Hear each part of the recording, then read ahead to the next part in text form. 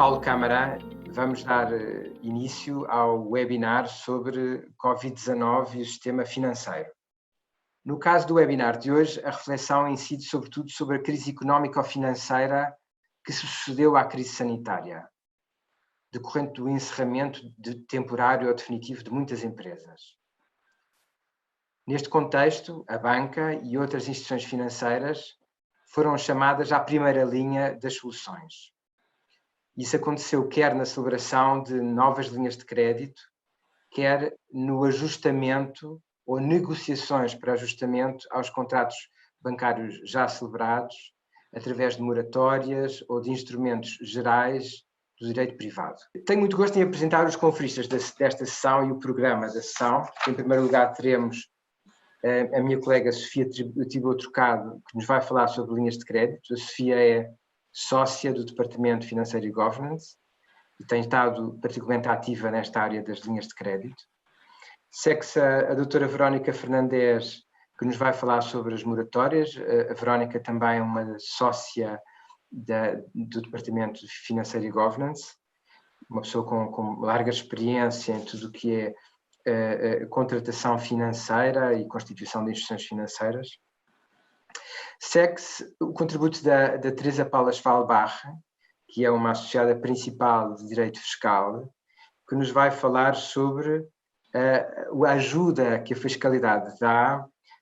à vida das empresas em tempos de pandemia. E, portanto, é aqui uma estranha surpresa, mas é uma boa surpresa, como vemos desta vez a fiscalidade a estar do lado da solução e não do lado do problema.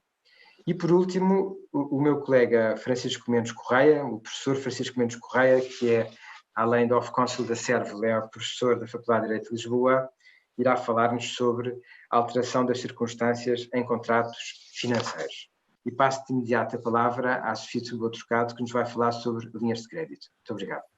Muito obrigada, Paulo. Vou entrar então no tema das linhas de crédito. Dividi a minha apresentação de forma, como verão, não necessariamente com a mesma intensidade em cada uma das linhas de crédito. Primeiro, uma nota breve sobre a linha de crédito Capitalizar 2018 Covid-19, a linha de apoio específica à tesouraria microempresas do turismo, a linha de apoio à economia Covid-19, que é a mais recente e de valor mais elevado, e depois uma breve nota sobre a linha de crédito Operador Setor das Pescas, que é a mais recente. Breve nota sobre a linha de crédito Capitalizar 2018. Esta linha de crédito, lançada logo no início, a 12 de março, inicialmente com uma dotação mais pequena, foi, entretanto, alargada para 400 milhões a 27 de março, entretanto encerrada, tal foi a procura das empresas. Faço simplesmente menção a esta linha de crédito, na medida em que ainda se mantém em vigor algumas das linhas de crédito desta 2018 Capitalizar com condições não Covid. E a informação que temos, de parte de alguns clientes e não só, é que estas linhas, que ainda não estão esgotadas, continuam a ser procuradas e têm aquilo que eu chamei condições não Covid. Ou seja, se por um lado a garantia do Estado via SPGM é de percentagem inferior àquilo que é, na verdade, a linha Covid, propriamente dita, que já vou explicar mais à frente, por outro lado não tem a limitação que todas as linhas novas têm relativamente à manutenção dos postos de trabalho. E existem algumas outras, mas sobretudo a linha micro e pequenas empresas de 450 milhões, a linha fundo de maneio de 650 milhões e a linha plafond de tesouraria. Entrando na segunda linha, que tem sido muito procurada pelas microempresas do turismo, é uma linha específica, constituída e criada pelo Turismo de Portugal, com dotações próprias, tem 60 milhões de dotação e tem como finalidade apoiar a tesouraria de microempresas do setor do turismo que demonstrem necessidades temporárias de acréscimo de fundo de maneio, cuja atividade se encontra fortemente afetada, evidentemente, pelos efeitos económicos resultantes da pandemia Covid. O tipo de financiamento é muito próprio, é um apoio financeiro por cada posto de trabalho existente na empresa à data de 29 de fevereiro, portanto pré-estado de emergência. E é um valor de 750 € fixo por cada posto de trabalho, multiplicado pelos 3 meses até um montante máximo de 20.000 euros. A formalização é, tendo em conta que é uma linha criada pelo Turismo de Portugal, é um contrato celebrado diretamente entre a empresa candidata e beneficiária e o Turismo de Portugal. As condições de financiamento, muito sucintamente, são um contrato de financiamento com prazo de reembolso a 3 anos, um período de carência de capital de 12 meses e não haverá juros remuneratórios. Importa referir, porque neste caso é particular em relação à outra linha de que vou falar a seguir, existe uma garantia, é exigida uma fiança por um dos sócios desta empresa e este ponto é bastante relevante tendo em conta a situação em que as empresas se encontram. Os critérios de elegibilidade são muito elencadamente os seguintes: a sociedade qualificar-se como microempresa com certificação eletrónica no portal do IAPMEI ou, e isso foi um elemento acrescentado a dada altura, um empresário não individual com ou sem contabilidade organizada, desde que tenha, à semelhança das empresas, uma certificação eletrónica no portal do IAPMEI. Ter a sua sede social em Portugal e desenvolver uma das atividades turísticas correspondentes aos cais turísticos que estão aqui elencados, e são só estes e mais nenhum. Apresentar, e é uma regra em todas, evidentemente, a situação regularizada junto da Administração Fiscal, da Segurança Social e do Turismo de Portugal,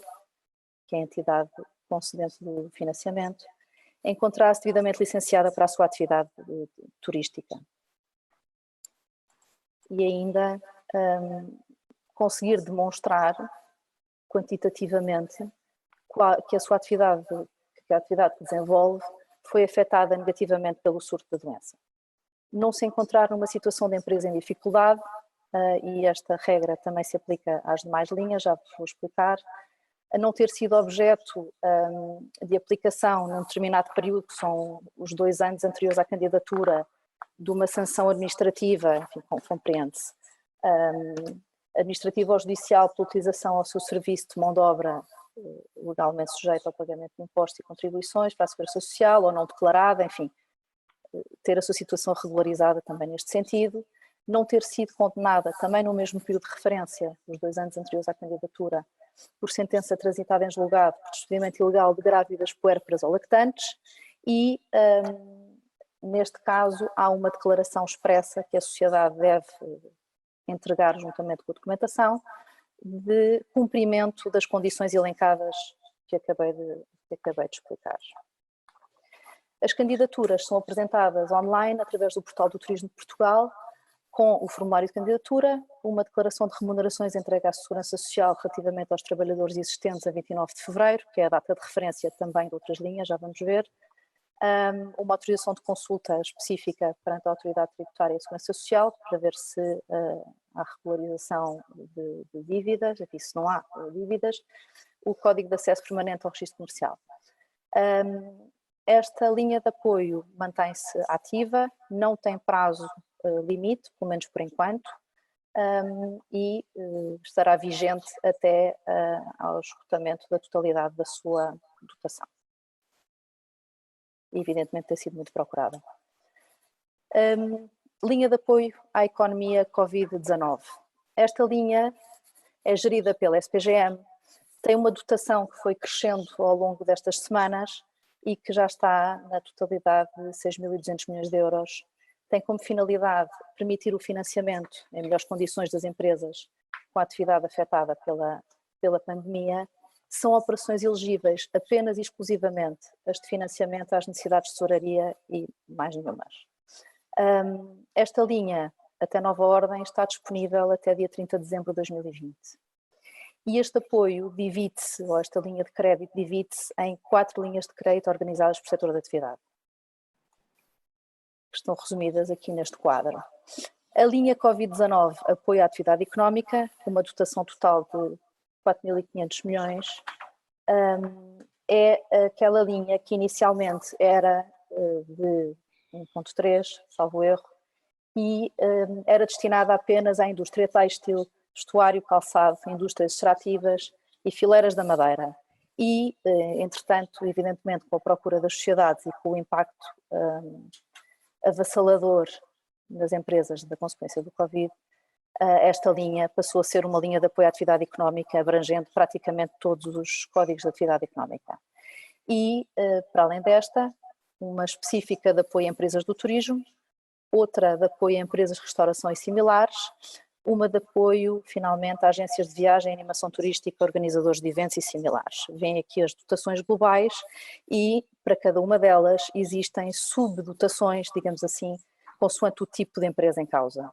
Na primeira, como veem, há uma subdivisão entre micro e pequenas por um lado e médias empresas, small mid cap e mid cap noutras, e assim sucessivamente para cada uma destas dotações. Os critérios de elegibilidade da empresa candidata a beneficiária destas linhas. Qualificar-se primeiro como, já se percebia do quadro anterior, micro, pequena e média empresa, ou small mid cap e mid cap, e para o efeito foram previstas mais recentemente no site da SPGM declarações que a sociedade deve entregar e assinar, obviamente, explicando em qual do tipo de empresa é que se insere, e também se aplica informação mais recente aos empresários em nome individual com ou sem responsabilidade organizada, desde que, mais uma vez, possuam o registro no portal do IAPMEI. Deve ter a sua sede social em Portugal, deve desenvolver as atividades elegíveis para efeitos de Código de Atividade Económica e, como disse há pouco, os setores abrangidos foram alargados praticamente para todos. Agricultura, indústria extrativa, indústria transformadora, eletricidade, gás, captação e tratamento e distribuição de água, construção, educação, comércio, transporte, enfim, é muito transversal a toda a economia. Deve também, aqui neste caso, evidentemente, a empresa candidata apresentar a sua situação regularizada junto da banca e do sistema de garantia mútua, uma vez que, como veremos mais à frente, há garantia mútua associada a estas linhas de financiamento, e a data de referência é sempre a data de contratação da operação. Deve apresentar a situação regularizada junto da Administração Tributária e da Segurança Social, mais uma vez, sempre com a data de referência de 29 de fevereiro, e uma declaração nesse sentido, e no sentido de regularização de eventuais dívidas constituídas durante o mês de março e até 30 de abril. Vou trazer uma taça de vinho. Já, e, mais uma vez, uma declaração específica a apresentar, neste sentido. No fundo, uma declaração a atestar que tem a situação regularizada. Outro critério, agora a situação contabilística da sociedade, apresentar uma situação líquida positiva no último balanço aprovado, ou se a empresa apresentar uma situação, porventura, líquida negativa no último balanço aprovado, poderá aceder à linha de financiamento, ainda assim, caso apresente a situação líquida regularizada em balanço intercalar aprovado até à data da apresentação da candidatura, e há uma especificidade em relação a sociedades que tenham iniciado a sua atividade há menos de 12 meses e a empresários em nome individual. A sociedade não ser considerada uma sociedade ou uma empresa em dificuldades a 31 de dezembro, resultando as suas dificuldades não anteriores, mas posteriores, evidentemente, à pandemia Covid. O compromisso, e este obviamente é um dado muito relevante nestas linhas, que no fundo é a diferença daquilo que eu estava a explicar relativamente à linha ainda existente de Capitalizar 2018, que é um compromisso expresso, uma declaração específica nesse sentido, com uma minuta própria disponibilizada pela entidade que gera a linha, um compromisso de manter os postos de trabalho até dia 31 de dezembro de 2020. E é manter os postos de trabalho que existiam a 1 de fevereiro de 2020, portanto um período de referência ainda bastante mais longe daquilo que é o reflexo da pandemia. E, para além disso, não ter promovido, nem vir a promover, nesse período, processo de despedimento coletivo ou despedimento por extinção de posto, independentemente de estar ou não em regime de layoff. Enfim, um documento que surgiu no final da semana passada, porque com a evolução das candidaturas e com a evolução da documentação relevante, a verdade é que tem havido mais pedidos de elementos e mais declarações específicas que as sociedades devem apresentar com a sua candidatura. E uma delas é autorizar a SPGM a proceder à recolha, tratamento e interconexão dos dados da empresa fornecidos por esta ou que tenham sido obtidos pela pela sociedade fora, por exemplo, consultando a Central de Responsabilidades de Crédito e outras entidades, evidentemente. São operações não elegíveis, expressamente excluídas do âmbito desta linha de apoio, para qualquer uma das suas sublinhas. Operações destinadas à reestruturação financeira e ou que implica a consolidação de crédito, vivo. Operações destinadas a liquidar ou substituir de forma direta ou indireta, ainda que em condições diversas, financiamentos anteriormente acordados com a instituição de crédito em causa. E operações destinadas à aquisição de terrenos e imóveis em estado de uso, bem como de imóveis de uso geral que não possuam já características específicas adequadas às exigências técnicas do processo produtivo da empresa. Operações totalmente e expressamente excluídas do âmbito destas linhas de apoio à tesouraria, repito. É possível haver cúmulo de operações, o que é relevante, obviamente, para as empresas. É permitido que as candidatas possam concorrer ou apresentar candidatura a mais do que uma operação no âmbito de cada uma das linhas específicas, quer através da mesma instituição de crédito, quer de várias, e a mais do que uma linha específica em simultâneo. No entanto, o conjunto das várias operações em cúmulo, digamos assim, não poderá ultrapassar o montante máximo de crédito definido por empresa em cada uma das linhas nos termos aqui explicados. No fundo, microempresas 50 mil, pequenas empresas 500 mil, médias empresas small mid cap e mid cap 1,5 milhões, excetuando duas das sublinhas, a de apoio à atividade económica e a de apoio a empresas do turismo, em que aqui o limite desta terceira categoria é de 2 milhões. Para além disso, para os empréstimos cuja maturidade ultrapasse o dia 31 de dezembro de 2020, que é perfeitamente possível, já vou explicar qual é que é o limite de duração destes empréstimos, os montantes máximos de capital não poderão ainda exceder um destes limiares, ou o dobro da massa salarial atual da empresa, incluindo encargos sociais, custos com o pessoal, que consta da folha de pagamentos de subcontratantes, se for o caso, em 2019, ou no último ano disponível, e no caso de empresas criadas em ou após dia 1 de janeiro, portanto, no início deste ano, o montante máximo do empréstimo não poderá exceder a estimativa devidamente documentada da massa salarial anual dos 2 primeiros anos de exploração, ou, em alternativa, 25% do volume de negócios total da empresa em 2019, ou ainda, em casos devidamente justificados e com base num plano que estabeleça as necessidades de liquidez da empresa, o montante do empréstimo pode ser aumentado para cobrir as necessidades de liquidez a partir do momento em que é concedido para ou 18 meses seguintes no caso de PMEs ou 12 meses no caso das small mid cap e mid cap. As condições destes financiamentos, resumidas neste quadro, são empréstimos bancários de curto e médio prazo, com prazo máximo de até 6 anos, um período de carência de capital de até 18 meses, um prazo de utilização de até 12 meses e o reembolso deve estar previsto com prestações mensais iguais, sucessivas e pós-antecipadas. A taxa de juro, também mensal e pós-antecipada, pode ser fixa ou variável, os spreads estão limitados, as condições destes empréstimos estão previstas no documento de divulgação da SPGM, evidentemente estão limitadas, tendo em conta o prazo de duração do empréstimo. Existe uma comissão de garantia mútua que é assegurada pela empresa candidata e beneficiária e que tem também limites mínimos e máximos consoante o tipo de operação e o tipo de empresa, e não há garantias exigidas, ao contrário daquilo que eu disse há pouco, na linha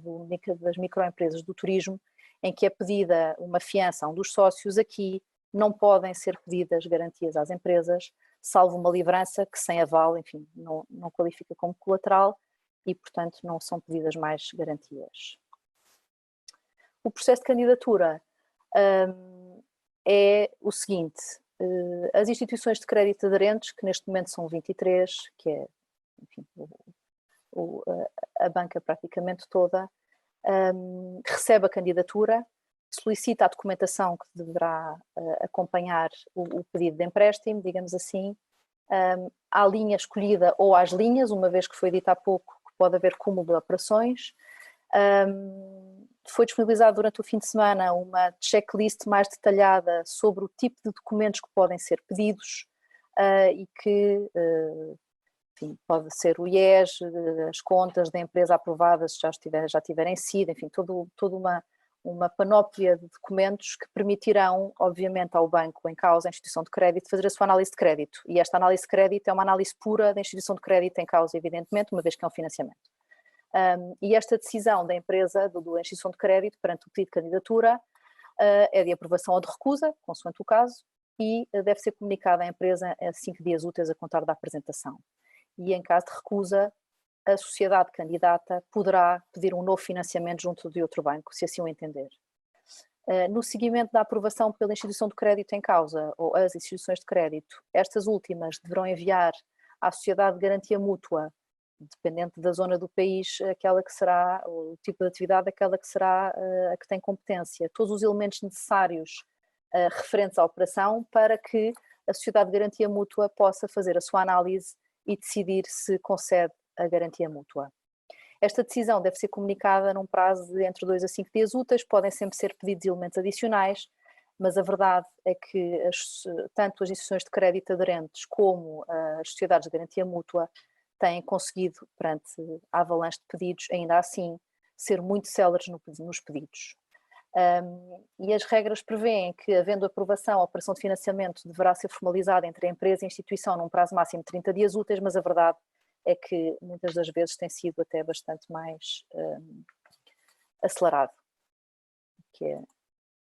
importante, sobretudo nesta fase. Uma nota breve sobre o setor da pesca, só na medida em que foi uma linha que as entidades estavam à espera já há umas semanas e que acabou por ser finalmente alcançada, é gerida pelo IFAP, tem uma dotação de 20 milhões, é uma linha de crédito com diferenças em relação às anteriores, tem juros bonificados dirigidos aos operadores do setor da pesca e para finalidades específicas, aquisição de fatores de produção, fundo de maneio ou tesouraria, liquidação de impostos, pagamento de salários, renegociação de dívidas junto dos fornecedores. Tem o mesmo prazo de duração das demais. Também se formaliza com contratos de empréstimo celebrados entre o beneficiário e instituições aderentes, de que não temos ainda indicação exatamente quais são.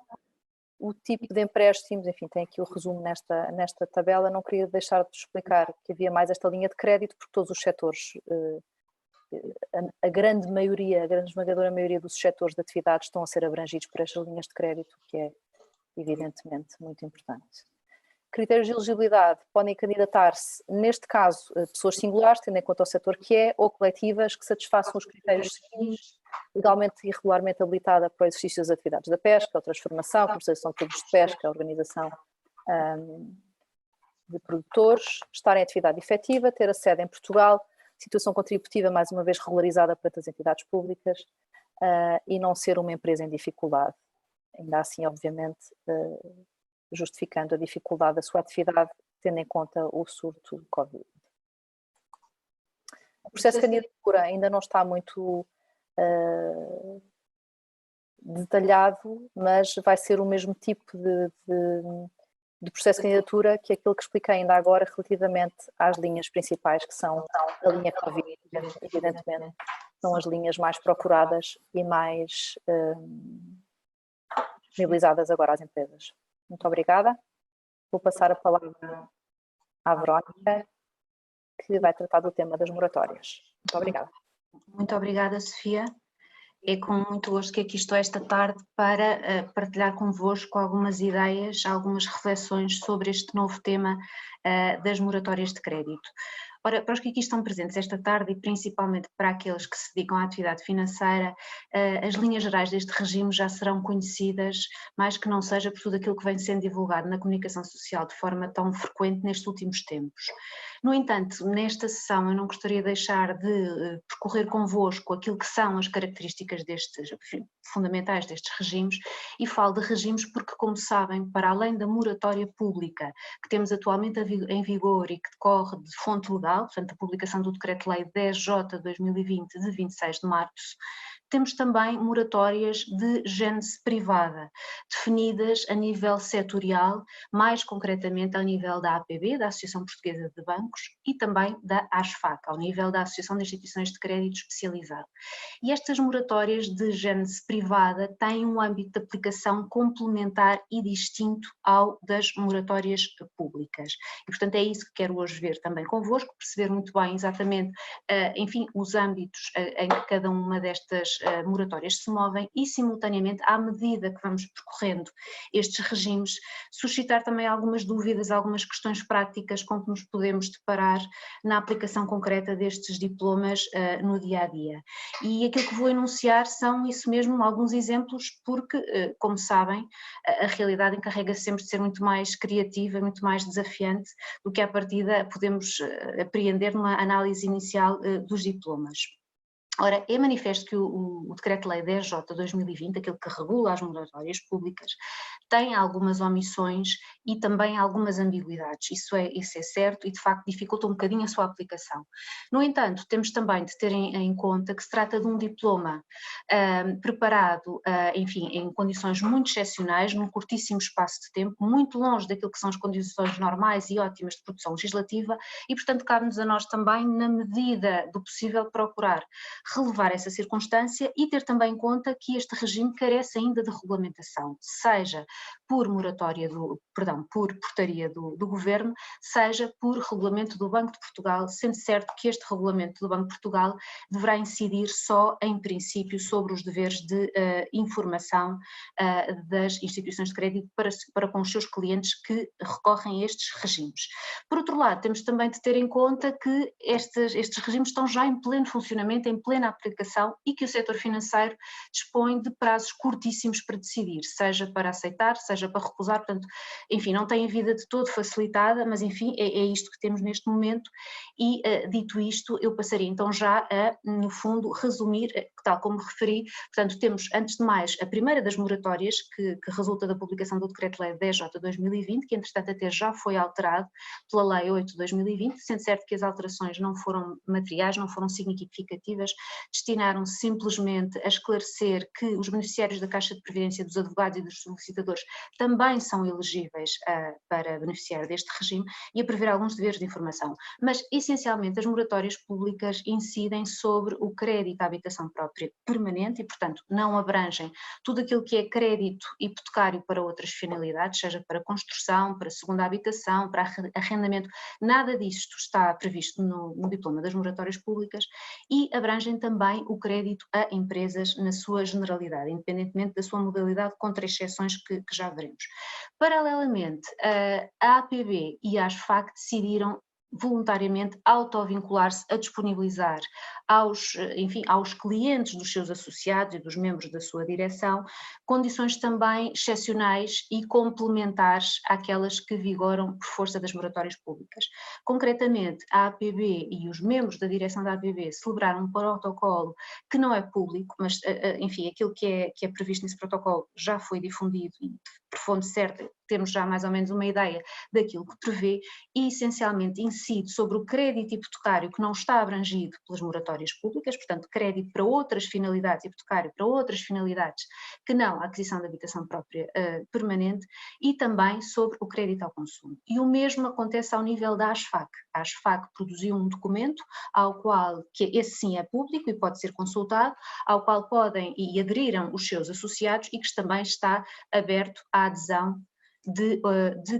outras entidades. Ora bem, começando então pelas moratórias públicas, enfim, a sua finalidade é quase senso comum, todos nós percebemos o que é que está aqui em causa, no fundo, estabelecem medidas excepcionais e temporárias de apoio às famílias e às empresas que viram a sua situação financeira deteriorada por força da situação de pandemia.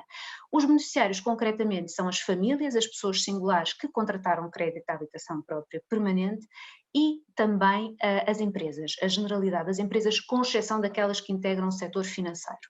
Abrange também os empresários em nome individual, mas atenção que aqui é importante que estas pessoas contratem o crédito para o exercício da sua atividade económica e não a título pessoal, porque antes de serem empresários são pessoas e, portanto, o contrato de financiamento em causa tem de ser um contrato de financiamento de facto celebrado para o exercício ou no âmbito do exercício da sua atividade e, por fim, incidem também sobre as entidades ditas da economia social, portanto, as IPSS e as associações sem fins lucrativos.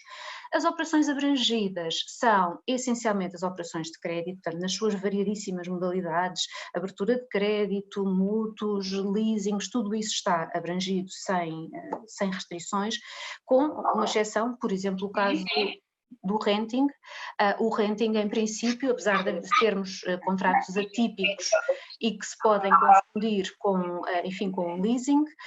em princípio um renting distingue-se do leasing porque a contraprestação não visa amortizar a aquisição de um bem, visa simplesmente remunerar o usufruto, a possibilidade de disponibilizar e utilizar um bem. Portanto, em princípio não terá uma componente financeira e não estará abrangido, portanto não será uma operação de crédito. Tudo o resto, sim senhor, estará coberto e, portanto, as instituições serão obrigadas a, enfim, relevar essa operação e analisar se é ou não viável para efeitos de benefício da moratória.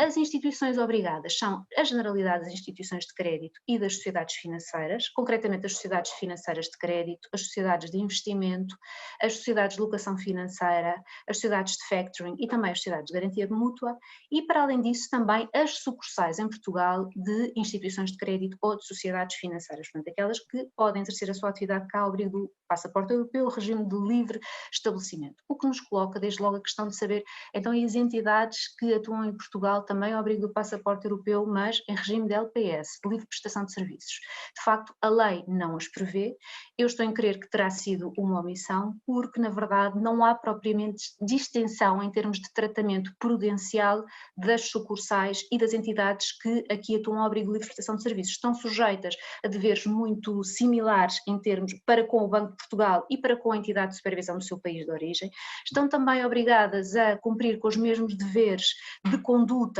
e, portanto, de deveres comportamentais para com os seus clientes e, portanto, não existe razão lógica para excluir estas entidades deste regime. A verdade é que elas não estão previstas e, portanto, na perspectiva do cliente que pede a uma destas instituições a moratória, a instituição de crédito pode, de facto, defender-se e dizer-se não, eu não estou abrangido, de facto o Banco de Portugal não se pronunciou ainda, mas na minha opinião pessoal terá sido uma omissão do legislador, porque de facto não existe motivo para que não estejam de facto obrigadas a fazê-lo, mas tem aqui uma certa margem de manobra para recusar, porque de facto a lei não as prevê. Operações excluídas são apenas 3, o que é que não é considerado como uma operação de crédito elegível? O crédito para a aquisição de valores mobiliários não é elegível, o crédito concedido para fixação de sede ou residência em Portugal também não, com exceção daquele que é concedido ao abrigo do programa, um programa muito específico, o programa Regressar, e também o crédito concedido a empresas para utilização individual dos seus colaboradores e dos seus membros de órgãos sociais através de cartões de crédito. Portanto, estas são as únicas operações que não estão de facto abrangidas. E que requisitos é que um cliente deve cumprir para ser de facto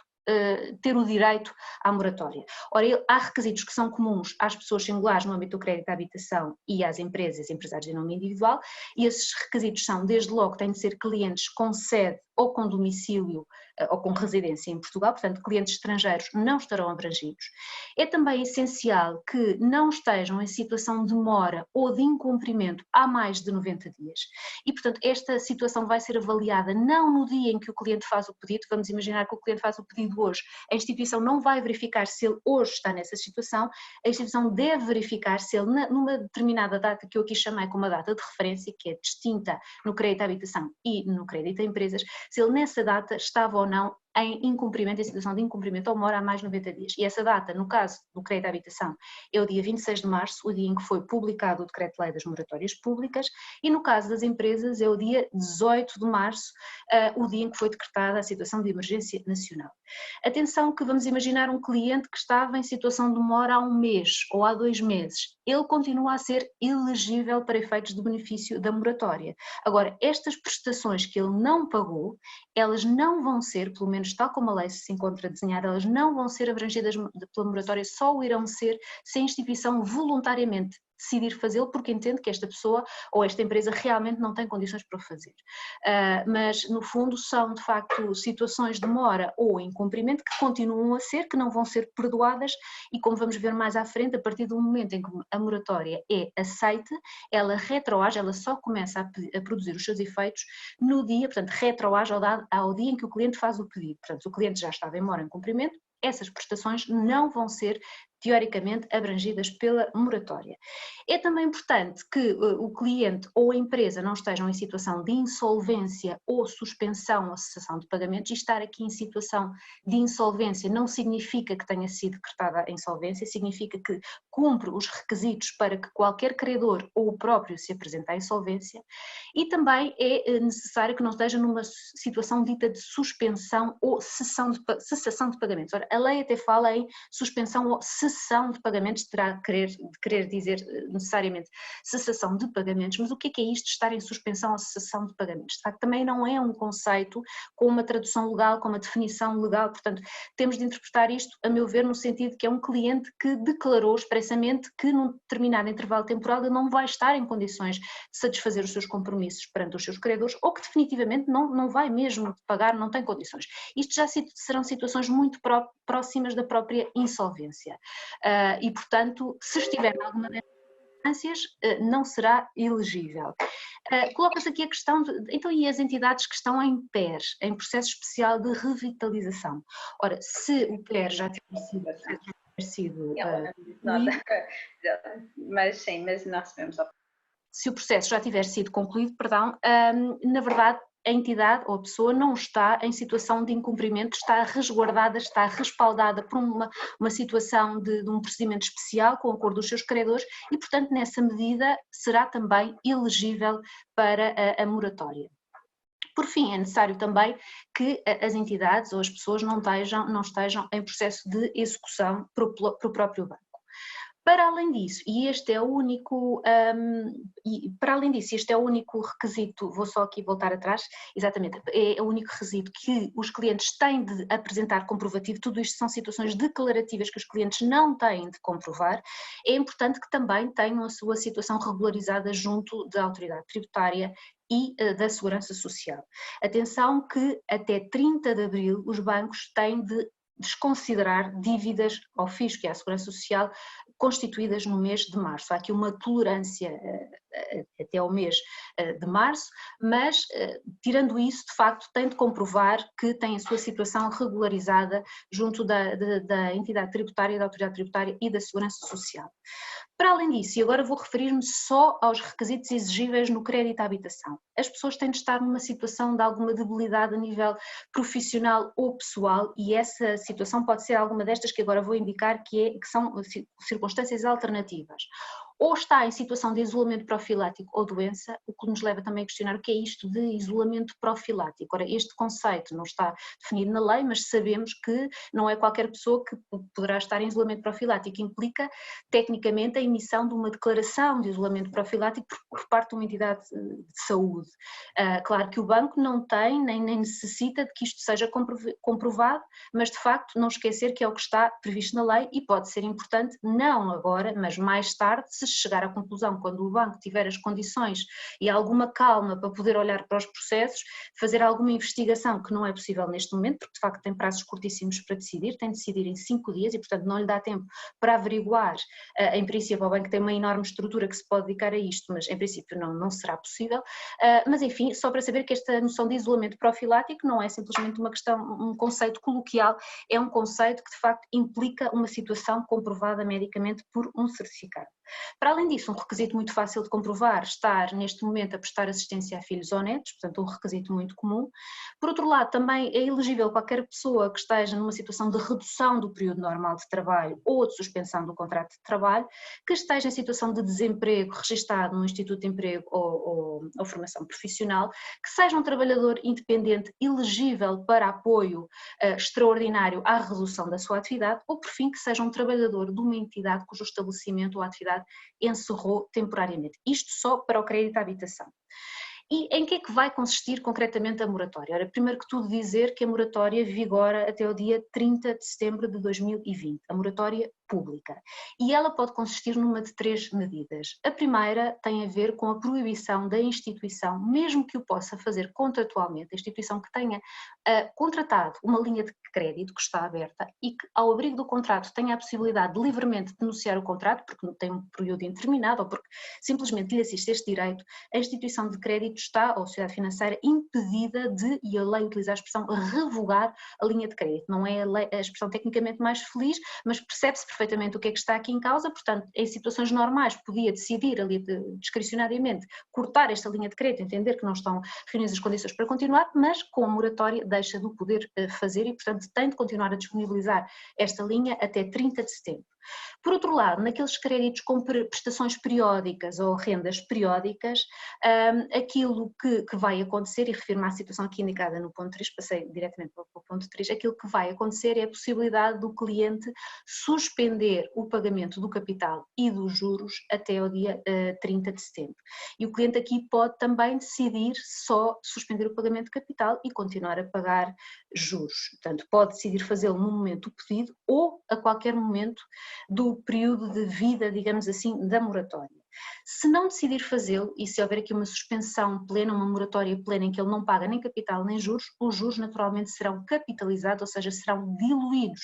no capital em dívida que irá renascer no dia 1 de outubro, quando terminar o prazo da moratória, e portanto haverá aqui uma situação de capitalização de juros. Por fim, e a situação aqui indicada no número 2, naqueles contratos de crédito com vencimento do capital no final do contrato, aqui o que vai ocorrer é uma prorrogação do prazo de maturidade, do prazo de vencimento, por um período equivalente ao da moratória. Portanto, o cliente, no fundo, vai adiar a data de vida para pagamento não só do capital, como dos juros. Portanto, estas são as 3 alternativas, as 3 benesses que poderão ser concedidas. A moratória, uma vez aplicada, ela não vai permitir à instituição de crédito ou sociedade financeira que declara um incumprimento contratual ou o vencimento antecipado, nem vai tecnicamente ou teoricamente, é o que a lei diz, ter alguma repercussão na validade das garantias prestadas pelo cliente ao abrigo do contrato. Mas isto suscita-nos aqui uma questão prática interessante, é porque aquilo que a lei diz é que, de facto, as garantias associadas ao contrato são prorrogadas automaticamente sem necessidade de formalização ou de consentimento do garante, com uma exceção que são aquelas garantias prestadas por entidades sediadas no estrangeiro, o que é muito comum nos financiamentos transfronteiriços ou sociedades, em que qualquer entidade do grupo, muito facilmente localizada no estrangeiro, constitui um penhor ou uma hipoteca e, portanto, é muito corrente ter garantias prestadas por entidades domiciliadas no estrangeiro e até sujeitas à lei estrangeira. Estas garantias, e só estas, vão cair com a moratória, salvo se o banco conseguir, no curtíssimo espaço de tempo que tem para formalizar este processo, nos prazos de 5 dias, chegar a falar com o cliente e dizer: nós precisamos ou gostaríamos que, de facto, a garantia prestada pela sociedade-mãe ou pela sociedade-filha permanecesse em vigor, mas se não houver do lado de lá uma resposta positiva ou se a entidade garante não estiver disponível para tanto, não pode deixar de conceder a moratória pelo facto da garantia não ser prorrogada. Portanto, esta situação expõe as instituições de crédito, principalmente nos créditos a empresas transfronteiriços, como aqui já referi, enfim, a uma deterioração, enfim, das salvaguardas e, enfim, daquilo que constituiu a razão, um dos fundamentos para aprovar aquele financiamento, que é ter uma garantia de uma determinada entidade e que está completamente nas mãos do garante e do cliente para, de boa fé, ajudar e, de facto, formalizar, porque estas garantias no estrangeiro muitas vezes têm de ser formalizadas e, portanto, está completamente nas mãos do cliente para aceitar ou não, no fundo, fazer com que a garantia acompanhe a moratória. Claro que muitos dos contratos prevêem muitas vezes que, se a garantia se tornar insuficiente para fazer face às obrigações garantidas, que o banco tem o direito de requerer um reforço ou uma substituição das garantias. É verdade que isso está previsto e, ainda que não esteja, isso decorre do próprio Código Civil, do artigo 701, pelo menos para as hipotecas, que é também aplicável aos penhores e, portanto, o banco pode exigir este reforço das garantias. Mas, uma vez mais, e é isto que queria aqui destacar, não pode condicionar a aprovação da moratória a este este reforço de garantia nem à manutenção desta garantia. O que pode, isso sim, é quando o prazo da moratória cessar e a situação voltar à sua normalidade em outubro ou noutra data, porque já se fala que realmente é possível que esta situação da moratória venha a ser prorrogada, o que pode é aí sim, já quando a situação estiver normalizada, requerer então ao abrigo do direito contratual que tem, se não estiver contratualizado ao abrigo, enfim, do próprio Código Civil, um reforço da garantia, porque perdeu uma garantia, e se o cliente não estiver disponível para o fazer, aí sim já poderá pensar e ponderar em lançar mãos dos direitos que lhe assistem ao abrigo do contrato. Outro ponto importante, mas este, enfim, de menor impacto, mas que não é de todo despiciente, tem a ver com o tema do registro. Ora bem, eu referi que estas garantias se mantêm em vigor e acompanham o moratório, as garantias prestadas por entidades, pelo próprio mutuário ou por quaisquer entidades sediadas em Portugal, sem necessidade de fazer nada, com exceção do registro, ou seja, se estamos a falar de uma hipoteca, é sempre necessário atualizar o registro, seja na Conservatória do Registro Predial ou automóvel. E é a instituição financeira que deve promover este registro. E aqui coloca-se a questão, então, mas sobre quem é que recai, é que incumbe o pagamento dos emolumentos registais? Ora, desde logo porque é a instituição que tem de promover, será a instituição que tem de antecipar o pagamento. A lei não prevê nada relativamente a este aspecto, prevê simplesmente um princípio subjacente que o cliente não pode ser prejudicado, nem pode pagar nada mais ao abrigo ou depois da implementação de todo este esquema de moratória, para além da capitalização dos juros e para além das vicissitudes que possam haver decorrentes da alteração da taxa de juro, mas isto na verdade trata-se de uma despesa normal decorrente da execução do contrato e portanto eu creio, na minha opinião pessoal, que existe aqui alguma margem para defender que o banco, a instituição, pode repercutir este custo no cliente depois de decorrido o prazo da moratória. O Banco de Portugal também ainda não se pronunciou sobre este aspecto, é uma questão muito de índole prática, mas enfim fica só aqui a pista para análise. Ora bem, o procedimento é muito simples, o cliente submete uma declaração de adesão ao banco, declarando que reúne as condições de elegibilidade, algumas delas, aquelas que estão previstas, e juntando unicamente os comprovativos de regularidade da sua situação tributária nas finanças e na segurança social. E aqui a instituição tem, como já referi, um prazo de 5 dias úteis para aprovar e, se aprovar, então a moratória produz efeitos retroativos à data do pedido, à data da entrega da declaração. Se entender que o cliente não preenche os requisitos, tem para o efeito, se for patente que não preenche, então tem um prazo máximo de 3 dias úteis para o fazer. Portanto, idealmente, a instituição devia ter aqui alguma margem para fazer aqui algum processo de análise, mas percebe-se também por força da urgência da situação, que enfim, que os prazos sejam curtos, mas de facto as instituições têm de avançar muitas vezes e confiar que aquilo que está a ser declarado,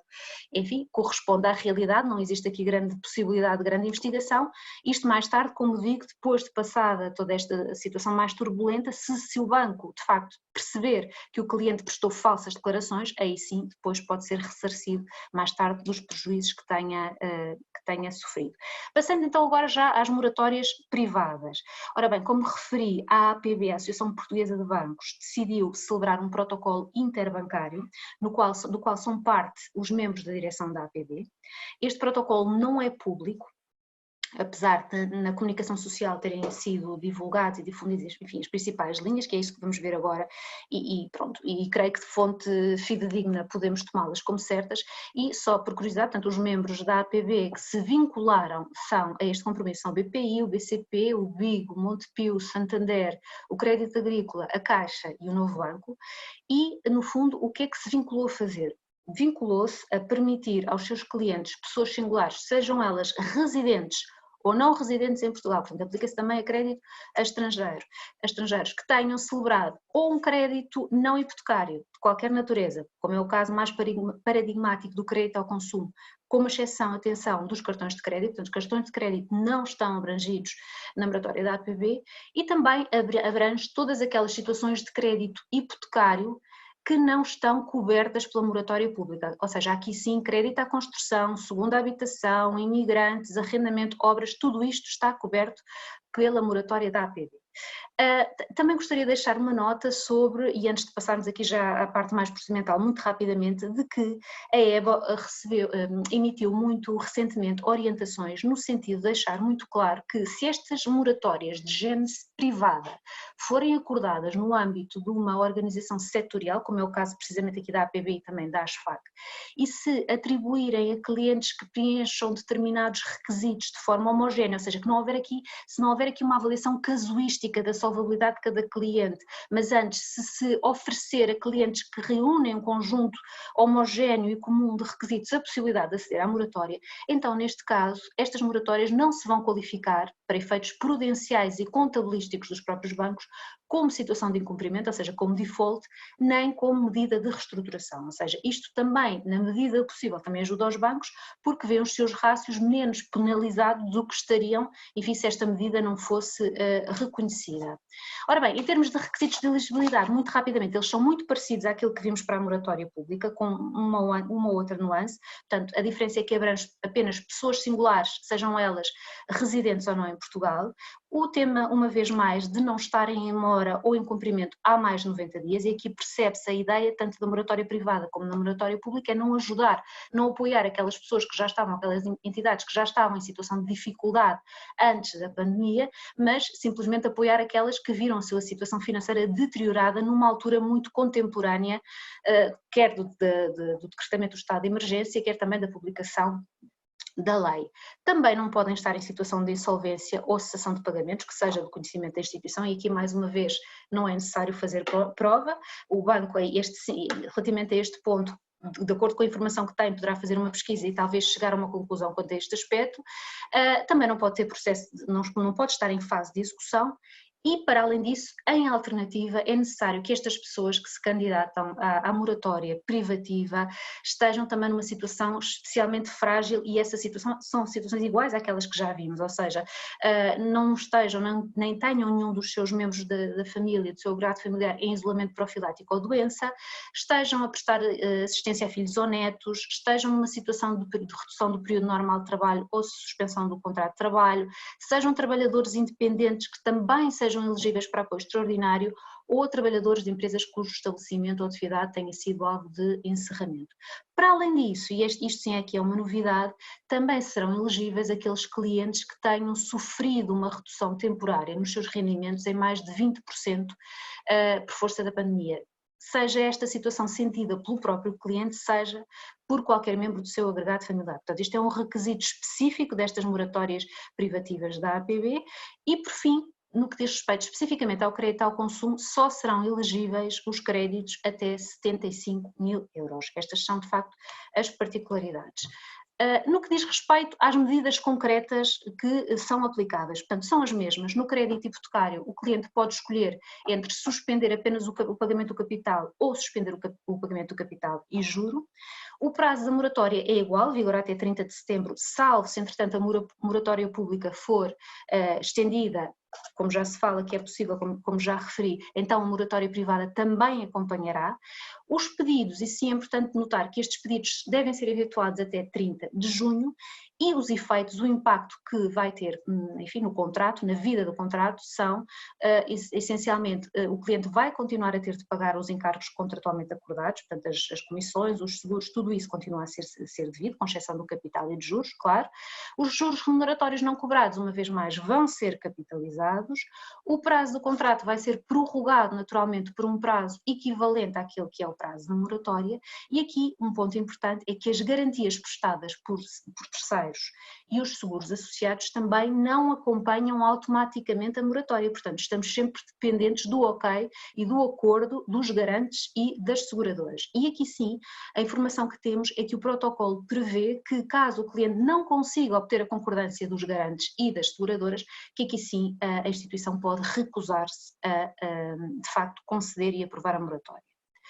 Por outro lado, outra medida, e neste caso no crédito não hipotecário, é melhor dizer, no caso do crédito ao consumo, as medidas também são muito parecidas, ou seja, nos contratos a prestações, suspensão de pagamento de capital ou juros ao critério do cliente, e nos contratos que tenham vencimento no termo do contrato, a maturidade postergada para um prazo mais dilatado, então vai haver também aqui uma prorrogação do prazo do contrato. Outra nuance e outra diferenciação aqui a notar é que estas moratórias moratórias da APB que incidam sobre crédito ao consumo, ou melhor, crédito não hipotecário, têm um prazo mais alargado, ou seja, vigoram por 12 meses. Esta foi uma opção, enfim, dos membros da APB, no fundo, autovincularam-se e voluntariaram-se aqui para dar um apoio mais dilatado no tempo, o que é sempre interessante de notar, mas, portanto, normalmente a generalidade das moratórias vigoram até 30 de setembro, com exceção desta moratória da APB no crédito ao consumo, e os efeitos são muito similares: continuidade da cobrança dos encargos contratualmente previstos, juros capitalizados, a prorrogação do prazo do contrato por um período equivalente àquele em que teve suspenso, portanto, em moratória. As garantias e seguros não acompanham automaticamente, precisamos de obter a concordância dos garantes e, se não obtivermos, as instituições podem recusar-se, enfim, a aprovar a moratória. E também já referi isto, o tratamento prudencial e contabilístico idêntico ao das moratórias públicas, portanto não serão qualificados como créditos em default ou em reestruturação, caso cumpram estes requisitos de serem acordados no âmbito de um protocolo setorial e atribuídos de forma igualitária a um conjunto de clientes que preencham requisitos homogéneos, em lugar de fazer uma avaliação de solvabilidade casuística. Portanto, se assim for, estas moratórias serão elegíveis para, permitirão que estes créditos que são alvo de moratória não contem para situações de incumprimento e penalizem, nem de reestruturação, e penalizem os rácios dos bancos. Para finalizar, a moratória da ASFAC, esta sim, em termos muito similares, esta sim é pública, está disponibilizada no site da ASFAC. No fundo é um documento ao qual aderiram voluntariamente os associados da ASFAC e está também aberta a adesão voluntária de outras entidades que assim o pretendam. Os destinatários são os mesmos, portanto, pessoas singulares residentes ou não residentes, e os requisitos que são exigidos são idênticos, são iguais, com uma particularidade: aqui não é necessário que haja, enfim, uma diminuição do rendimento em mais de 20%, basta simplesmente que o cliente alegue que a sua economia familiar sofreu um impacto significativo por força da pandemia. Portanto, um conceito mais indeterminado, uma vez mais não suscetível de prova, mas enfim, é o que é. Os associados da ASFAC que aderiram a esta moratória e que recebam candidaturas de clientes que preencham estes requisitos terão necessariamente de os apoiar e de lhes conceder estas moratórias. O âmbito de aplicação é essencialmente crédito ao consumo nas suas várias modalidades. O prazo para a adesão dos clientes é o dia 30 de junho. O prazo de resposta que os bancos, que as instituições de crédito especializado têm para responder são 8 dias úteis, um pouquinho mais alargado que no âmbito da moratória pública, e as medidas aplicáveis são as mesmas, ou a suspensão do pagamento de capital ou do pagamento de juros, e neste último caso, capital e juros, neste caso com capitalização. O prazo da moratória aqui é também até 30 de setembro, e os pedidos têm de ser feitos até 30 de junho. Para terminar, uma nota apenas de uma particularidade, é que o protocolo prevê expressamente que as instituições, os estabelecimentos de crédito especializado, devem conceder ao cliente a prerrogativa de, assim o quiser, optar por uma de duas alternativas. Por um lado, estender, uma vez terminada a moratória, o contrato por um prazo que for necessário para que continue a pagar precisamente a mesma prestação que pagava, ou então fazer uma prorrogação do prazo por um período equivalente ao prazo da moratória. Portanto, aqui necessariamente nesta segunda alternativa vai ter de pagar um pouquinho mais, naturalmente. Por outro lado, as garantias, uma vez mais, não acompanharão automaticamente a moratória, portanto vamos sempre precisar aqui do ok e do acordo dos garantes para que assim seja, e o tratamento prudencial e contabilístico, uma vez mais, é idêntico. E portanto com isto terminei a radiografia, enfim, genérica aqui ao sistema das garantias, e passaria agora então a palavra à minha colega Teresa Palas Falbach, que vai tratar então da fiscalidade associada às moratórias. Obrigada, Verónica. Boa tarde a todos. Como o Paulo teve a ocasião de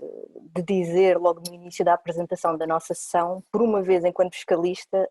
é um prazer, infelizmente neste contexto, poder vir dar uma boa notícia e não estar aqui para vos dizer que mais uma vez a fiscalidade pode operar como um entrave à atividade das empresas e neste caso daquelas que já estando em dificuldades querem aceder ao regime das moratórias, nomeadamente ao regime da moratória pública. A moratória, e traduzindo aqui para termos de fiscalista aquilo que a Verónica aqui tão bem nos apresentou agora mesmo, No fundo, quando estamos a falar de moratória, estamos aqui a pensar em regra na prorrogação de um contrato de crédito. E como muitos de vós saberão, a prorrogação de um contrato de crédito está sempre sujeita a imposto de selo. E na ausência da criação de um regime específico ou de qualquer regra regulamentar específica para esta situação, poderíamos aqui estar numa situação em que uma pessoa singular ou uma empresa que já está em dificuldades e quer aceder ao regime da moratória pública não tivesse em conta que ainda tem, à parte todas as outras especificidades que a Verónica aqui nos explicou, que contar com o impacto que poderia haver de imposto de selo. E foi neste contexto que o Sr. Secretário de Estado dos Assuntos Fiscais emitiu um despacho, cujo conteúdo já consta agora da circular número 6 de 2020 da Autoridade Tributária, no sentido de vir mitigar este impacto fiscal. Dos aspectos que eu gostaria de vos salientar hoje, começava por salientar que este despacho do Secretário de Estado e a circular da Autoridade Tributária se referem especificamente à moratória pública e não às moratórias privadas que a Verónica aqui nos apresentou. Pode ser que no futuro o conhecimento destas moratórias privadas chegue ao Governo e este regime seja estendido, mas nesta fase o nosso entendimento é que ele é simplesmente aplicável à moratória pública e, portanto, nesta medida, quando estamos no cenário das moratórias privadas, temos de continuar a considerar a regra geral do imposto de selo, que será, havendo uma prorrogação no contrato de crédito, vamos ter imposto de selo. Não obstante, aqui no âmbito desta boa notícia que eu vos trago, e que, como vos digo, se aplica à moratória pública aprovada pelo Decreto-Lei nº 10J de 2020, especificamente às situações de prorrogação dos créditos com pagamento de capital no final do contrato e das garantias, e às situações de suspensão do pagamento do capital, rendas e juros no âmbito de créditos com reembolso parcelar de capital ou com vencimento parcelar de outras prestações pecuniárias, o Sr. Secretário de Estado criou um regime que permite que, em algumas situações, e saliento, não todas, mas algumas destas situações poderão beneficiar de uma situação de exclusão de imposto de selo. O enquadramento teórico para se chegar a esta conclusão, creio que agora não nos vai aqui acrescentar muito valor. No que eu gostava de me focar é nas consequências práticas que este regime acarreta. E quais são elas? Em termos práticos, o que sucede, e como muitos de vocês também sabem, é que o imposto de selo, no caso dos créditos, dos contratos de crédito, é aplicável a diferentes taxas, consoante a duração do contrato. Se tivermos um contrato até 1 ano, terá uma taxa; se tivermos um contrato entre 1 e 5 anos, terá outra; e finalmente contratos de duração igual ou superior a 5 anos têm uma outra taxa. Portanto, quando temos um contrato por prazo determinado, pode ser aplicável até uma de 3 taxas diferentes, consoante o termo do contrato. O que aqui agora se prevê é que os contratos que beneficiem da moratória pública só terão lugar a imposto de selo na medida em que ao contrato, ao prazo do contrato com moratória, seja aplicável uma taxa distinta daquela que seria aplicável ao contrato original. Explicando-vos rapidamente, imaginem uma situação em que tenhamos um contrato que foi celebrado inicialmente por 25 anos, como vos referi, a um contrato de crédito de prazo igual ou superior a 5 anos, é sempre aplicável a mesma taxa de imposto de selo, que no caso será de 0,6%. Por isso, se este contrato beneficiar da moratória pública, ele passará de 25 anos para 25 anos e 6 meses, como a taxa de imposto de selo é sempre a mesma, na medida em que o contrato tem uma duração superior a 5 anos, nestes casos não haverá lugar ao pagamento de imposto de selo. Situação distinta será um exemplo em que tenhamos, por exemplo, um contrato de crédito que durava inicialmente 9 meses e para contratos de prazo inferior a 1 ano é devida a uma taxa de imposto de selo por cada mês ou fração de 0,04%. Nestas situações, tendo nós um contrato de duração de 9 meses, a taxa global de imposto de selo aplicável à mesma seria de 0,36%. Ora, aplicando-se o regime da moratória pública, este contrato passará de 9 meses para 1 ano e 3 meses. Neste caso, a taxa de imposto de selo aplicável deixará de ser a taxa de 0,04% por cada mês ou fração, para passar a ser uma taxa de 0,5%. Nestas circunstâncias, haverá lugar então ao pagamento de imposto de selo não pela totalidade, como aconteceria se estivéssemos perante uma mera prorrogação do contrato de crédito, mas apenas pelo diferencial entre as duas taxas, entre a taxa antiga, global, que era de 0,36%, e a nova taxa, que é de 0,5%, neste exemplo. Portanto, temos aqui, apesar de tudo, uma boa novidade no âmbito fiscal. Esta é a principal novidade que vos trazia hoje. Temos sem prejuízo algumas outras novidades também positivas,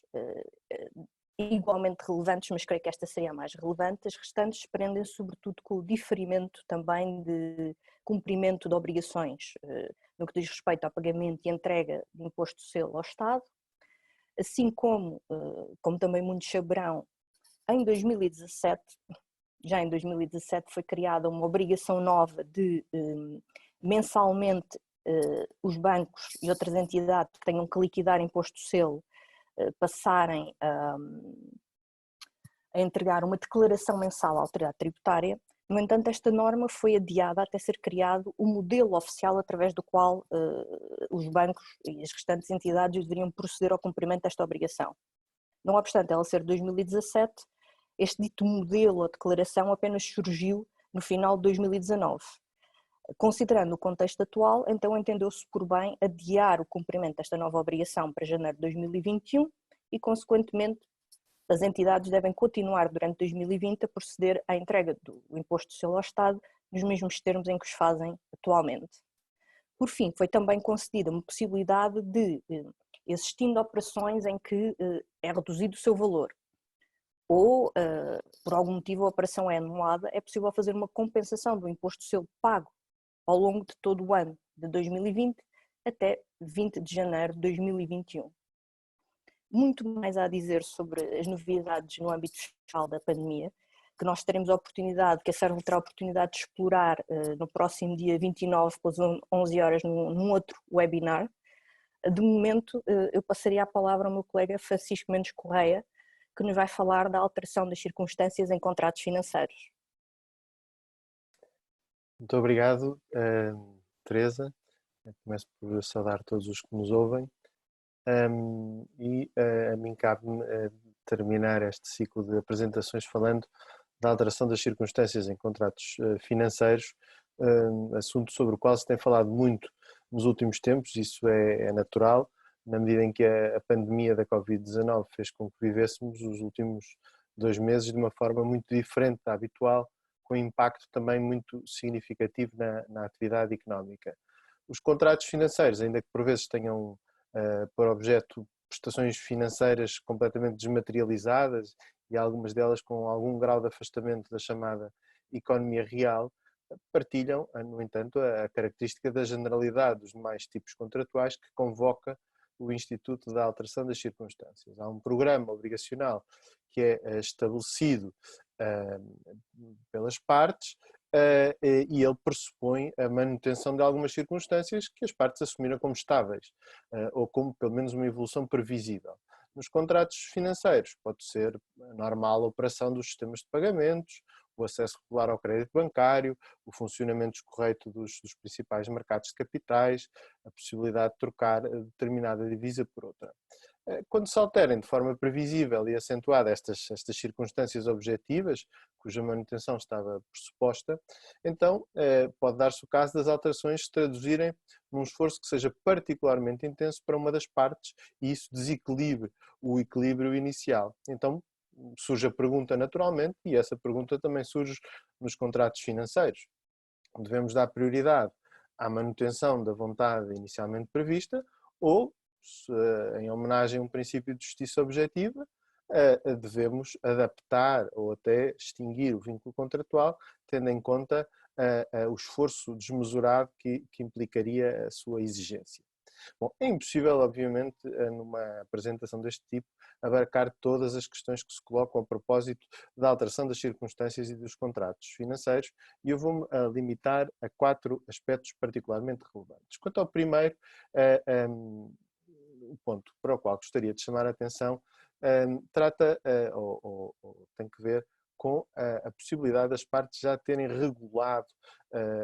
alguma distribuição do risco no contrato. Muitas vezes, e sobretudo nos contratos financeiros entre profissionais ou entre bancos e empresas, as partes de facto fixam os seus próprios esquemas para lidar com o risco de incerteza, através de cláusulas como a Material Adverse Change ou cláusulas de força maior. Nesses casos, a prevalência dá-se de facto ao esquema de distribuição de risco previsto pelas partes, até porque o número 1 do artigo 437, como iremos ver mais à frente, apenas dá relevância aos impactos da alteração no programa obrigacional que não estejam já cobertos pelos riscos próprios do contrato. Ora, o perfil de distribuição do risco do contrato resulta não só da lei, mas também do que tiver sido estipulado pelas partes. E assim, eu diria que a primeira medida ou a primeira função que cabe ao jurista neste momento é interpretar de forma cuidadosa o contrato, de forma a tentar determinar o que já foi antecipado pelas partes. Quando as partes tenham escolhido soluções particulares para a alteração das circunstâncias, estas devem ser aplicadas de forma prioritária. Mas uma segunda nota que talvez equilibre um bocadinho esta primeira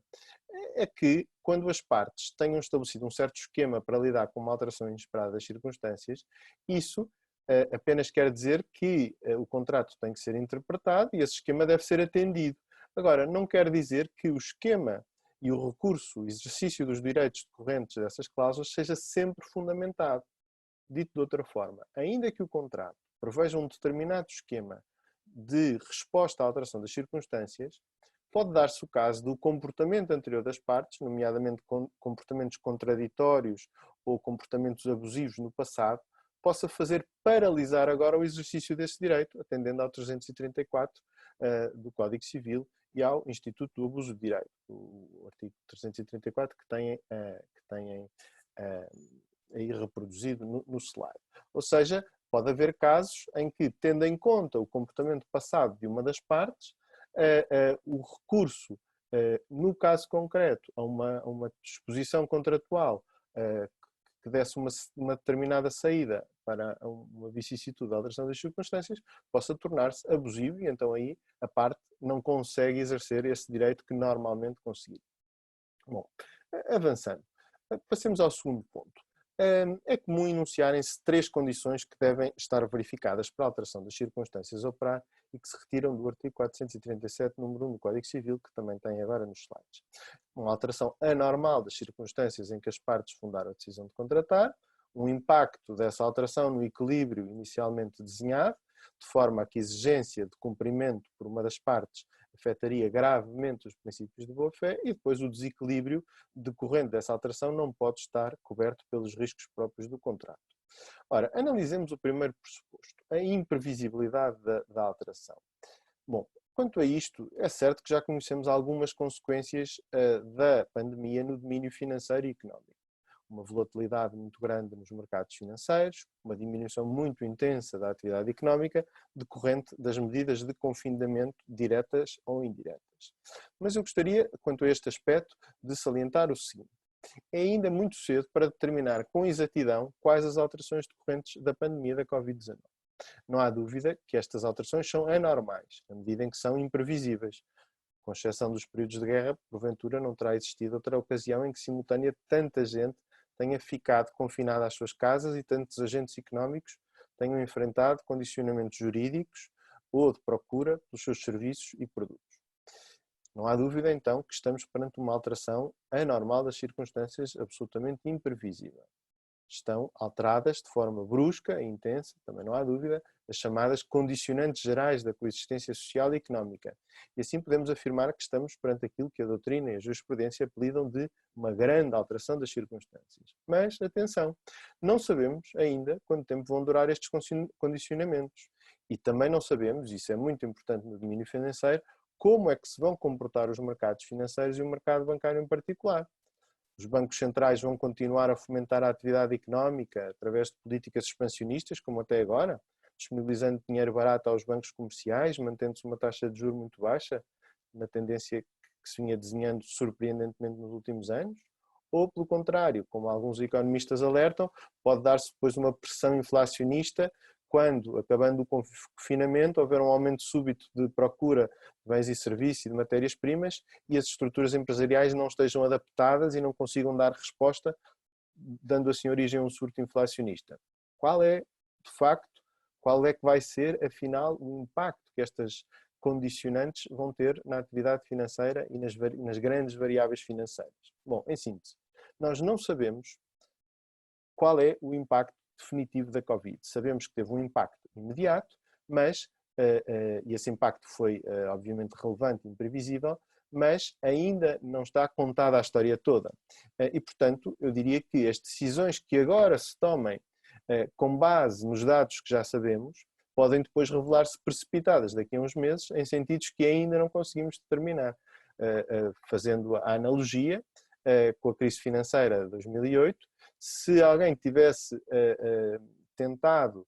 antecipar quais é que eram os efeitos da crise financeira em 2008 com a insolvência da Lehman Brothers, provavelmente em setembro de 2008 não conseguia adivinhar, por exemplo, que na Europa isso iria transformar numa crise da dívida soberana, como aconteceu em Portugal. Portanto, eu diria que, embora não haja dúvida que há uma grande alteração das circunstâncias, é preciso ter cautela, porque ainda não estão definidos os termos finais dessa alteração, ou da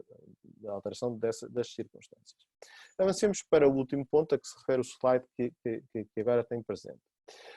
Como já se disse, para ser relevante, a alteração das circunstâncias deve ter um impacto inusitado no equilíbrio contratual que foi inicialmente desenhado pelas partes, de forma que, se fôssemos exigir o cumprimento das prestações por uma das partes, essa exigência seria excessivamente onerosa e isso afetaria, ao ponto de afetar, os princípios da boa-fé.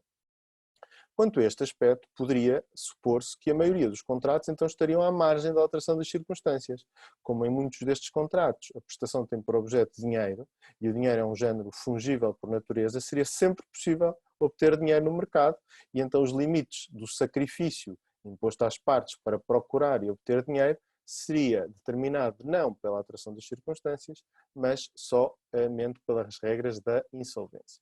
Ora, esta linha de raciocínio é uma das múltiplas consequências de um princípio, quanto a mim, errado, que tem sido formulado até na doutrina alemã, através de uma expressão engraçada, que é Geld muss man haben, que está aqui traduzido imperfeitamente por toda a gente tem que ter dinheiro. Leia-se, toda a gente tem que ter dinheiro para cumprir as suas obrigações pecuniárias, na medida em que o dinheiro está sempre disponível, basta um esforço para o obter, nunca há carência de dinheiro, nunca há desaparecimento de dinheiro. Bom, daqui decorreria o quê? Que o risco da falta de liquidez de um devedor para cumprir obrigações pecuniárias correria sempre por conta do devedor e, por isso, todos os atrasos no cumprimento seriam sempre imputáveis ao devedor e, portanto, ele estaria sempre em mora. Ou seja, na obrigação pecuniária, um atraso daria sempre lugar à mora do devedor porque havia sempre censurabilidade. Se ele não obteve o dinheiro, a culpa é dele porque há aí dinheiro a circular e é fácil ou pedir, ou obter, ou ganhar, ou vender, ou outra forma qualquer de conseguir liquidez. Bom, eu já tive a ocasião de deixar escritas na minha tese de doutoramento, onde trato precisamente de problemas sobre o cumprimento de obrigações pecuniárias, as razões pelas quais desconsidero e não concordo com esta espécie de mitificação das obrigações pecuniárias. As obrigações pecuniárias são uma modalidade como as outras, não são uma modalidade completamente distinta e quem pretendesse afirmar que elas tinham um tratamento à margem dos princípios gerais e das regras gerais de direitos e obrigações, teriam que demonstrá-lo, tinham o ónus da demonstração e esse ónus parece-me que não está cumprido. Repare-se, por vezes é inexigível ao devedor um determinado esforço para reunir a liquidez necessária para cumprir. E essa inexigibilidade tem que ter um impacto necessário na qualificação de um atraso que eventualmente exista no cumprimento. Pode dar-se o caso desse atraso não lhe ser imputável a título censurável e, nessa medida, não se aplica ao regime da mora. Penso, por exemplo, no caso de escola, que vem nos livros da cantora lírica, que vai realizar uma prestação de um facto, é um facto infungível, só ela é que pode cantar numa determinada récita, o filho está doente, é inexigível que ela se apresente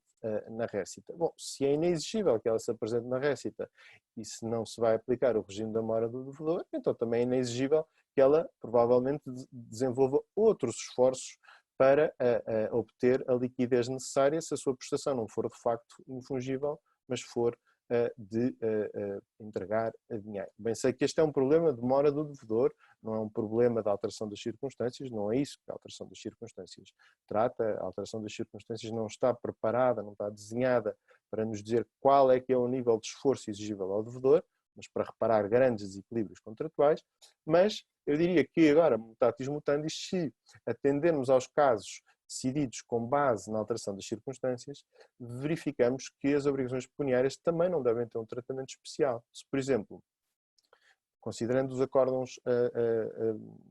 já emitidos na jurisprudência portuguesa, se consideramos que é contrária à boa-fé a exigência do cumprimento de um contrato de promessa, quando houve uma proibição legislativa imprevisível, tornou impossível a demolição do imóvel objeto do contrato, e então o imóvel desvalorizou para menos de 1/6 do valor do mercado original, como aconteceu no acórdão do STJ de 1978, então, por que não entender que uma determinada prestação pecuniária se possa ter tornado excessivamente onerosa, atendendo ao que isso implicaria para o devedor e ao desequilíbrio dos ganhos e das vantagens que traria para o credor. Imagine-se, por exemplo, para ilustrar esta afirmação, que agora as taxas de juros disparam até limites impensáveis e que um financiado está obrigado a entregar dinheiro, por exemplo, para manter um determinado rácio de cobertura numa garantia financeira, numa conta empenhada que muitas vezes não tem vencimento de juros. Não poderá dizer-se, em certas circunstâncias, que foi afetado o equilíbrio contratual, dada a onerosidade que vai implicar para o devedor reunir aquele capital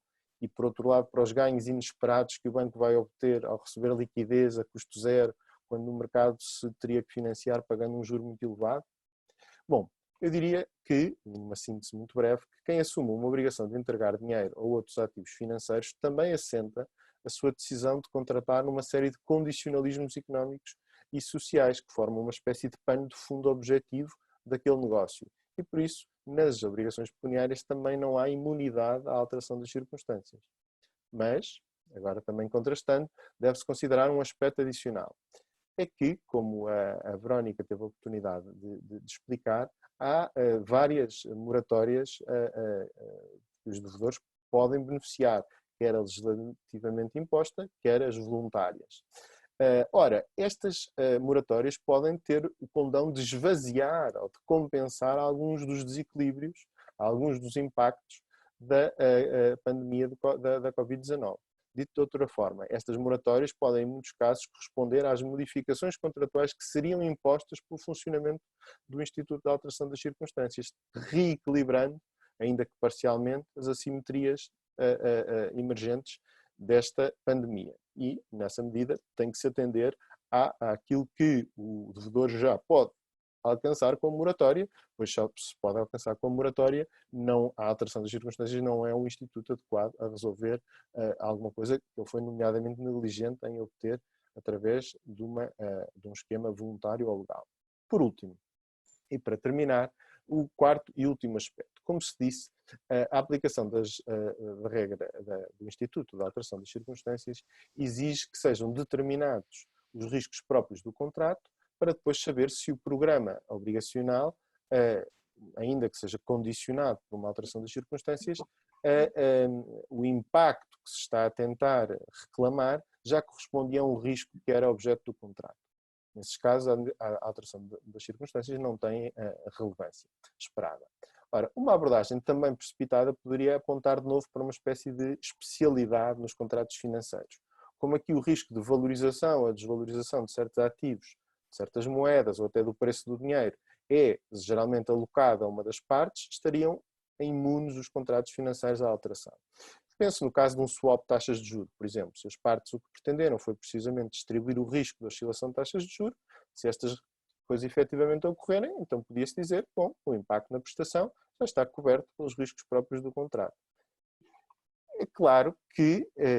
esta afirmação é perigosa porque, em parte, pode corresponder à verdade. De facto, um swap de taxas de juros destina-se a distribuir riscos de oscilação de taxas de juros e cada parte assume o seu risco, mas também é verdade que isto é um raciocínio demasiado simplista. Mesmo que o risco de flutuação de instrumentos financeiros ou taxas de juros seja o próprio objeto do contrato, como um swap de taxas de juros, também é verdade que a assunção do risco pelas partes é sempre feita dentro de um certo quadro de circunstâncias.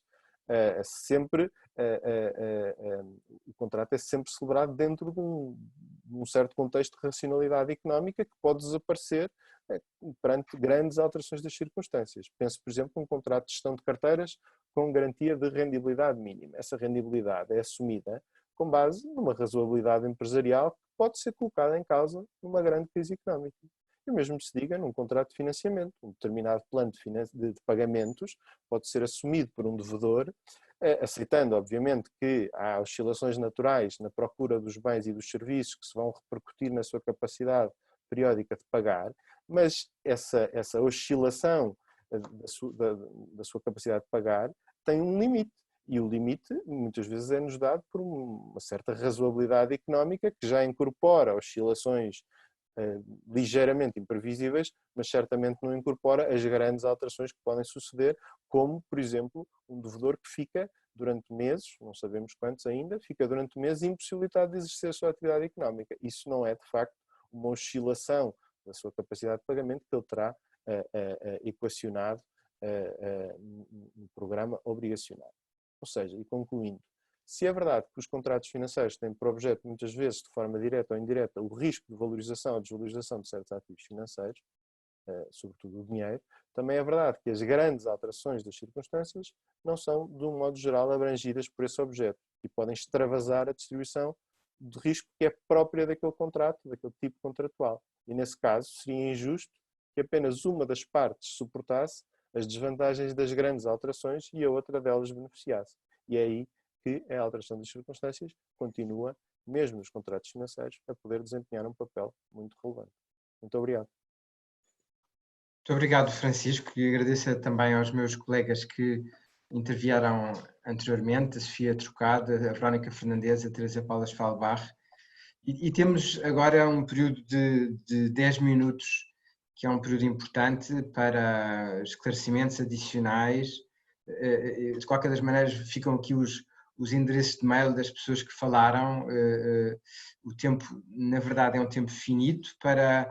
estes esclarecimentos, mas eu gostava de convidar quem tivesse questões a colocar sobre qualquer dos pontos, seja as linhas de crédito, as moratórias, o impacto fiscal das moratórias ou este tema da alteração das circunstâncias nos contratos financeiros, queria convidar que apresentassem as questões ligando os respectivos microfones e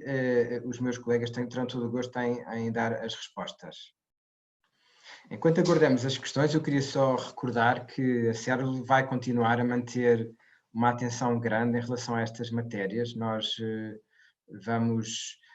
seguindo todas as alterações regulatórias que vão sendo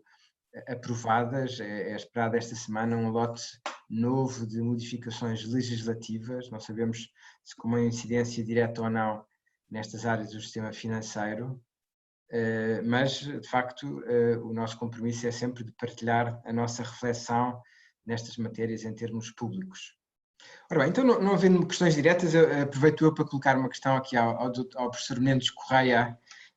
Nós, na crise de 2007, 2008, tivemos um fluxo importante de jurisprudência em matéria de alterações das circunstâncias. A pergunta é tão simplesmente esta: será que essa jurisprudência vai ter aqui um relevo direto neste novo período que vamos viver? Será que podemos utilizar também como instrumento interpretativo e aplicativo esse manancial grande de jurisprudência que surgiu? Muito obrigado pela pergunta, que de facto é muito pertinente, porque como o Instituto de Alteração das Circunstâncias de facto é um instituto uma das válvulas de escape do sistema, a jurisprudência tem sido sempre muito cautelosa a aplicá-lo, porque depois também as implicações que isso tem na estabilidade dos contratos são relevantes, não é? No fundo há um acordo que foi estabelecido pelas partes e que não vai ser cumprido por uma decisão de um terceiro, que é o tribunal, que vai ou modificá-lo ou resolvê-lo, e portanto os tribunais portugueses, e bem, como aliás os tribunais da generalidade dos países com os quais nós, em relação aos quais nós estabelecemos ligações de direito comparado, também têm usado o Instituto com parcimónia. E por isso, olhar para o filão jurisprudencial da crise de 2008 é sempre interessante, quanto mais não seja para, ao contrário, poder tirarmos algumas ilações, ainda que as decisões não se apliquem diretamente. Eu diria assim 2 ou 3 notas. Em primeiro lugar, houve uma grande parte da jurisprudência em 2008 que entendeu que a crise financeira não era uma grande alteração das circunstâncias, com apelo à ideia de que as crises financeiras eram cíclicas e que eram recorrentes. Ora, pode-se discutir ou aceitar esta ideia. Eu diria que, lá está, precisamente porque a alteração das circunstâncias depois tem que se modular a cada tipo contratual e ao objetivo e ao equilíbrio que as partes pretendem em cada contrato. Essa resposta pode ser verdadeira nos casos e não ser tão adequada nos outros. Como quer que seja, eu diria que no caso concreto, eu penso que essa linha jurisprudencial tenderá a não se aplicar, ou seja, aqui, tendo em conta esse patamar ou esse standard de previsibilidade, aqui parece-me que ninguém previa uma crise deste tipo, sobretudo ninguém previa as consequências